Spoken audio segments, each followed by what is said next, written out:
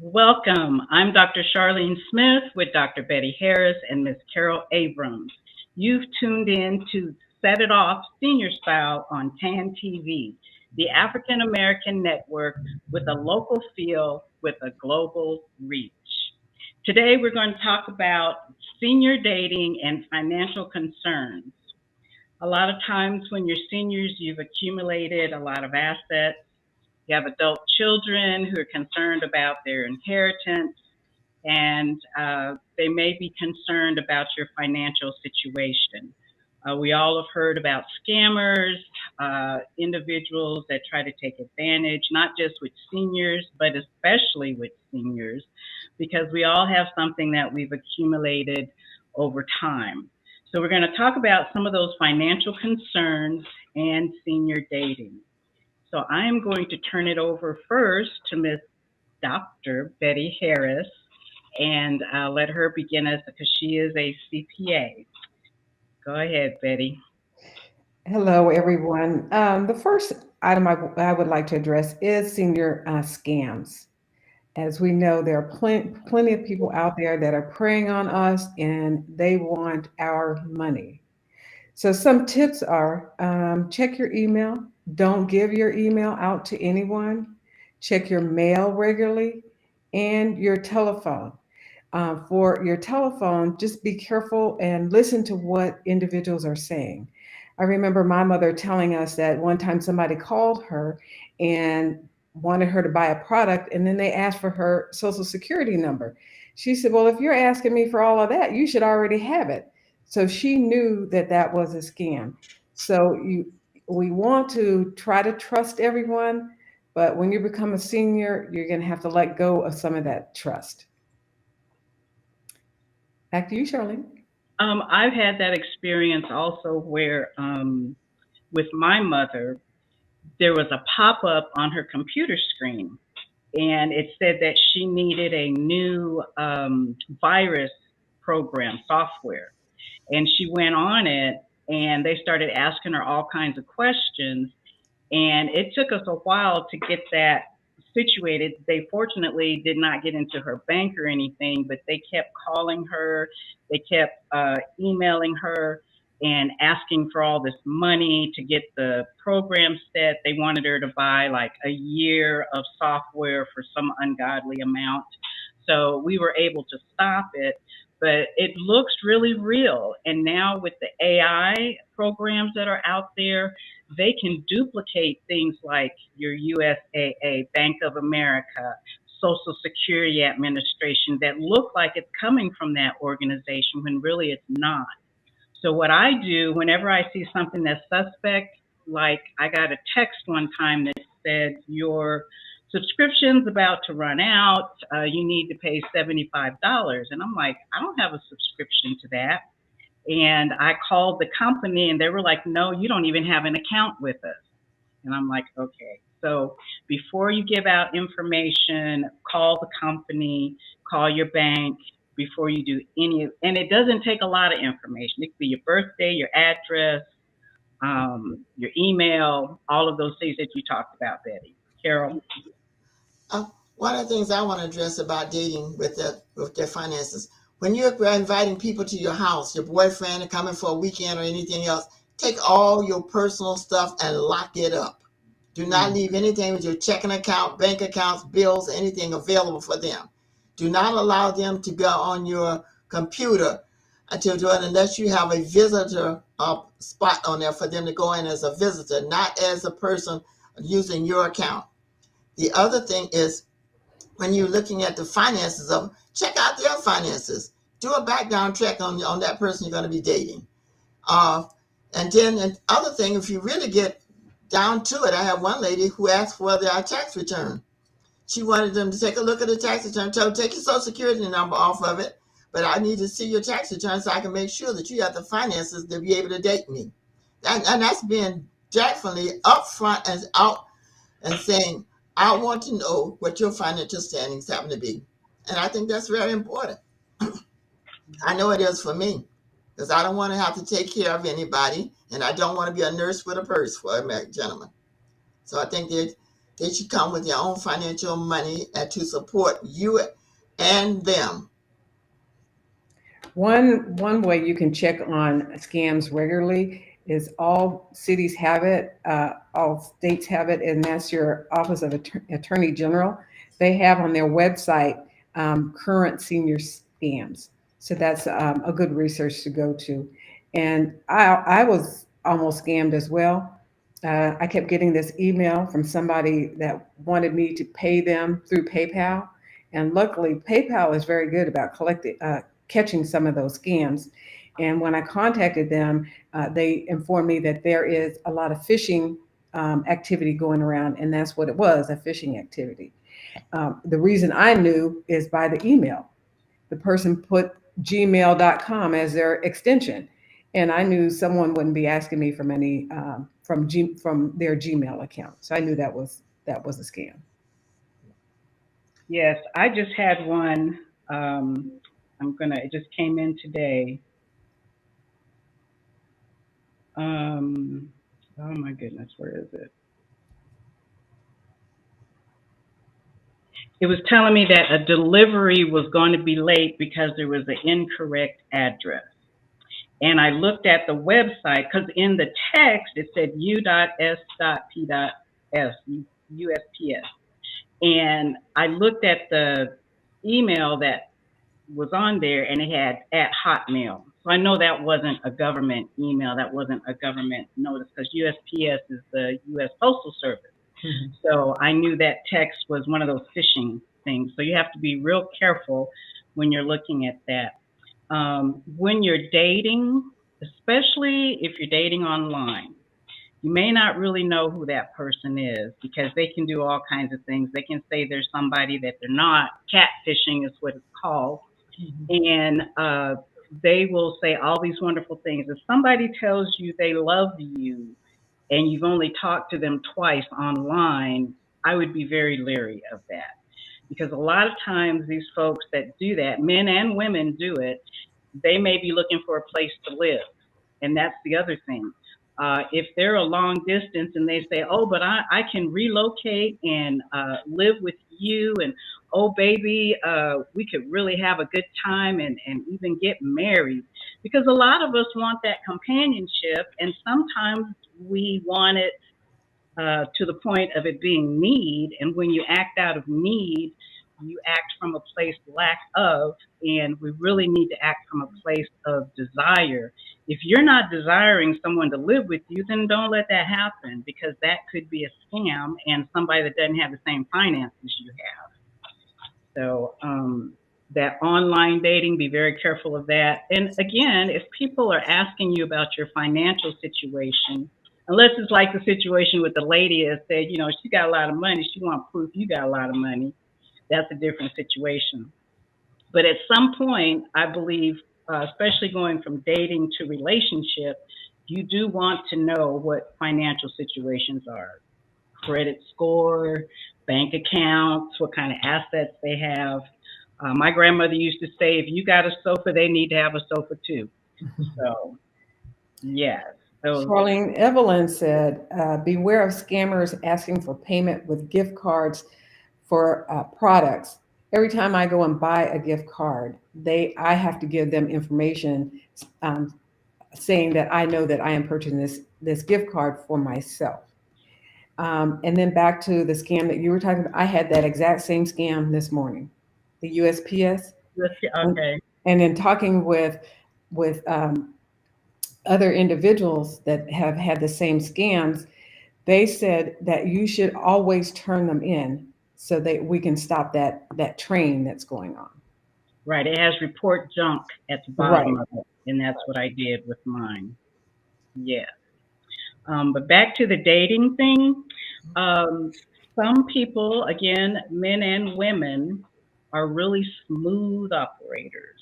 They will wine and dine you. They will do all of the wonderful things. They won't even talk about finances. There was one situation where this guy was online and he had pictures of himself in a suit, standing by a nice car. I think it was not the BMW, Bentley. It was by the Bentley. And he would take this woman out to all the nice places, would never take her to his home. So eventually she got curious and found out where he lived and went by there. And it was a studio apartment, not in the best part of town. And just one thing after another, the whole story started falling apart. So you really do have to be conscious of what you're doing when you're dating, because someone can portray themselves as being well off when really they're not. And again, they'll take time to get your affection, to get your trust, and then you find out they're not really the person they portray to be. So that's why it's important to take time as a senior dating. Take your time. We may not have as much time forward as we had behind us, but we still have time that we can take care of ourselves and protect ourselves. Mhm. One thing I would like to add to it is when they come to you and start saying you have a business and they now short of money or whatever it is that they might need to borrow money from you, refer them to a loan company and tell them, and do not back up their loan. Just say, I can refer you to a good financial advisor who could probably help and give you guidance out of that situation. But do not put your money involved in that, because that's what they're seeking for. So make sure that they stay independent. Mhm. Stay independent. That's true. The online situation, I say that because that's what's really popular now, and a lot of people are running scams on the online dating sites. I was on one of the sites, and this guy sounded really nice initially. Then come to find out, it was an AI produced voice. Oh. And I'm like, okay, so this voice isn't even real. Then I said, okay, this is not you, what's going on? So they came back and we were talking on the website, because you could talk on this website. Um, and I said, I thought you said you were in Texas. And he said, I am in Texas. And I said, where are you? And he said, I'm in Wimberley. And I said, how far is Wimberley? And he said, just a second. And he came back. He goes, it's about an hour from San Antonio. And I said, really? And then I said, so how often do you come to San Antonio? And he got off the line and he came back on. He says, oh, I come there a lot. I go, well, what's a lot? He goes, well, I go, how much is gas now that you're doing all this driving? He goes, oh, it's $1.97. And I said, $1.97? Where are you getting gas? I said, you don't have a Texas accent. And he said, I am. He goes, I was born in Texas. And I said, you sound like you're from Nigeria. And he went, click. Oh. So you really have to check this stuff out. And, the scammers, it's unfortunate that they want to use your emotions, to take your money. And, as seniors, we really do need to protect ourselves. Um, some of us, haven't had relationships in a while and really desire the companionship. So it's important not to let your emotions overtake your logic when it comes to love. And that's one of the things we're going to talk about in another series. What's love got to do with it? But as far as finances, I don't think love's got anything to do with the finances. You want to be logical.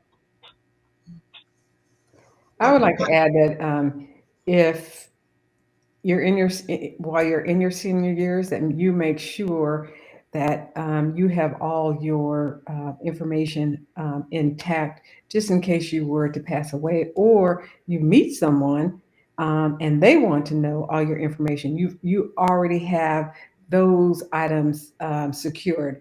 For example, either a will, but preferably some other type of component that will give you even more protection.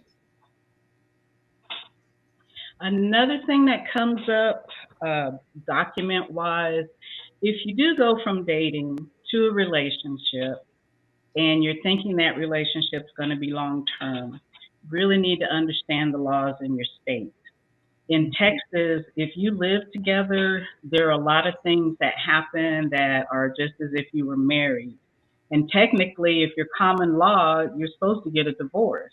That's how strong living together is. So, what comes up with that is a prenuptial agreement. As I said earlier, we all tend to gain assets over time. And if you think you're going to get married again, then the prenuptial may be something you want to pursue.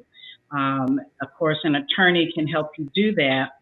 But for me, I have certain assets that I want to go to my children and my grandchildren. If I have a significant other in my life and we're looking at getting married, then we would talk about if we go and purchase a home together or whatever we get together at that point. Because if they have children, they're going to want their children to have what they're entitled to. So it's a discussion that's necessary if you're considering getting married again at this stage of life, being a senior. Post-nups are good too, but it's better to go into it with a prenuptial And have your own trust. and have your own trust. Yes, that protects And your not assets. emphasize that more. Have your own trust. That way your children are protected and your assets are protected as well. And living together with the common law, there are some things that your partner will have rights to. For example, in Texas, if you are living with someone and you die, that person can be entitled to live in your home until they pass. So you want to check those things out. Um, the other parts about living together, it could happen very easily. If someone has their mail sent to your house, Mhm. that can be considered common law and that you are living with that person, and that then entitles them to ownership of some things in Texas anyway. So you want to be very careful about, well, let's just live together and not get married. You may be setting yourself up for more problems down the road if it doesn't work out. But a trust will cover all those issues if you have a trust up front.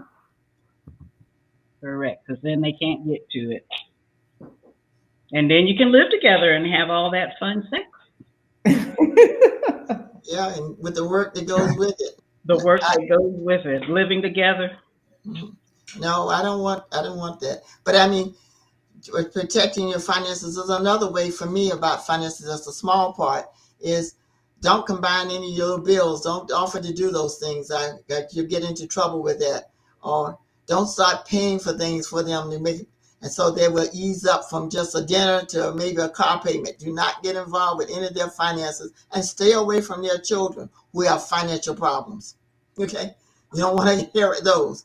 You have your own dysfunction. Let them keep theirs.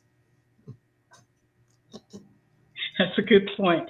You know, adult children that come into play, a lot of times it's because of what your financial situation may be, good or bad, but your adult children may come in. And this is one time you may want to listen to your adult children because sometimes they can pick up on things that you may be blind to because of your emotions involved.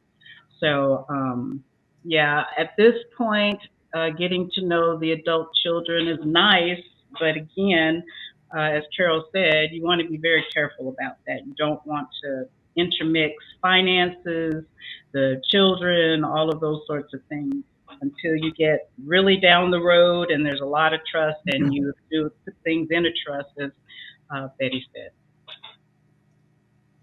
And you I also have want one. to make sure you do some estate planning as well. Make sure that you have insurance to cover you if you become bedridden, and when God calls you home as well. If all of that is done up front, then your those that are preceding you, you won't have any problems. I mean, there's too many of people of color that pass away and they don't have insurance, they don't have a will, they don't have anything, and then all that falls on your loved ones.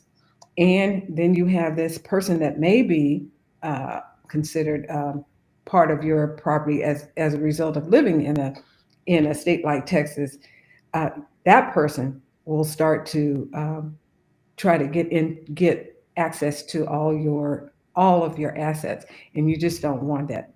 At a minimum, have some type of burial policy, some type of burial policy. And that's just a good idea in general because family gets emotional. And if everything is taken care of, all they have to do is show up. Mhm. Makes it a lot easier for those grieving. But I I love have, the idea about the trust. I would just like to add about the adult children. I'm very, very careful with uh, dating with children. I have to make that very clear up front, that I'm dating you and not your family, and that we are having a relationship and not your family. They're included. I can care about them. I can hear you share your concerns, but I do not want to get involved in what's going on in your children or grandchildren's personal life. I want to stay separate. Now that sounds a little cold, but that's how I would like to operate and that keeps my money from them, and it keeps me from getting emotionally tied into what's going on in the dynamics of their family. Because once you get emotionally tied, your money gonna go with it. So Mhm. just be very careful of that. Yep. Good points, Carol. Good point. So So my question is, Carol, since you've been doing counseling, why after maybe if you're in your late 60s and beyond, what's the need in marrying somebody else? Why would you even want to do that? You're asking the wrong person that, because I don't believe in doing it. 'Cause I don't want to do. I like being Carol Abrams. I don't want to be no Mrs. Nobody. I don't want to be anybody's mother and nobody. I just don't want to do that. For the persons that I have encountered that needs that, they're usually the reason that they need it is because of finances. Hmm. Women at my age or 60 and above, they have already experienced a lot of that caregiving, and they're looking at trying to take care of themselves then. But the ones who are trying to get tired is usually the ones who have a financial need, or emotionally they have not lived alone and they want someone there with them. They have that need to complete them. At this age, I don't need anybody to complete me. I'm fine with who I am, and I would love to share time with them. I do not want to live with them. I want to enjoy them as a companion. And I think that should be very clear up front. And in my relationships, I made it very clear, but for some reason they don't believe me. But I run into that problem with them. But I'm very clear with it. And I really ask the ladies when they're dating, be very clear up front what you want in that relationship. And I state about children, finances, time, and what's your love language, and what it is, how you receive love, and what's the language of how you want me to talk to you. And if I'm not talking to you in the language that you like, then you have to demonstrate and tell me. If it does not put me in a position that I have to work too hard, I'd be willing to accommodate you. But if I have to work and readjust who I am to do that, then we may not be the right fit for each other. Because at this age, I don't see readjusting my life to a point of discomfort for someone else's needs. I think we should be mutually in that relationship, partners in it, and taking care of some things that we need, but we're not Siamese. And I definitely don't want to live with anyone. I just don't want to do that. I have a little different perspective. Um, One, I have not had a long term relationship like Carol had, almost 50 years of living with someone. So, what I talk about in my book is coming from a place of need is that you lack. And like Carol said, a lot of times women may want to get married again because of the financial situation, and they could see someone contributing to that. Coming from a place of want, again, is coming from a place of lack of. It may be that they are lonely. It may be that maybe they didn't have a good relationship and they want to explore a good marriage. And then desire. Desire is that you know that you don't need a person. You're not coming from a place of lack. You love the companionship, but you're not looking for living together. And maybe because of background and morals, you may want to get married again. If that's the case of wanting to get married again, then that's why it's important to understand and get a good understanding and protect yourself financially, and making sure that when you're dating, it's an exploration. And then when you get into a relationship, that relationship is compatible. And if it's compatible and you want to make it long term and you're protecting your benefits, your financial, your family and so on, then I say go ahead. That have gotten married. So Diane is asking, is having a power of attorney medically and personal a good idea? It depends on the relationship. I know of a couple that they were living together. She had benefits. She didn't want to lose her benefits, but she did want the commitment. And they went to an attorney, and this is here in Texas. They went to an attorney and they took care of all of those things. So if either one went to the hospital, they could act on the benefit of the other partner. They eventually did get married later on because they changed some laws so that she could retain her benefits. But they did go to an attorney, and that would be the best thing to do.